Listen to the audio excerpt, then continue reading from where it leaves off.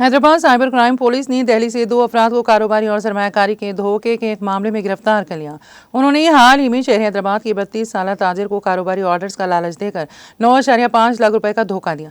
गिरफ्तार किए गए अफराद में 39 साल अमरनाथ सिंह जो दिल्ली के द्वारका से हैं और 46 साल रणवीर सिंह जो जुनूबी मगरबी दिल्ली का रिहायशी हैं शामिल हैं। मुलजिमीन पूरे मुल्क में 17 मुकदमात में मुलविस हैं, जिनमें से एक मुकदमा तेलंगाना में भी दर्ज है। साइबर क्राइम हुक्काम के मुताबिक ये धोखेबाज social media platforms, phone calls और पैगामात के ज़रिए मुमकिन ग्राहकों से रब्ता करते हैं और उन्हें ये दिखाने की पेशकश करते हैं कि किस तरह तिजारत की जाए, ग्राहक हासिल किए जाएं, ऑर्डर्स लिए जाएं और कारोबार को फ़रोग़ दिया जाए।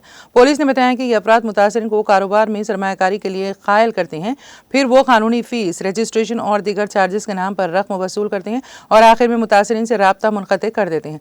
मुलजिमीन तेलंगाना, महाराष्ट्र, राजस्थान, हरियाणा, मगरबी बंगाल, बिहार, उत्तर प्रदेश, पंजाब, दिल्ली, कर्नाटक और मध्य प्रदेश में मुख्तलिफ मुकदमात में मुलविस हैं।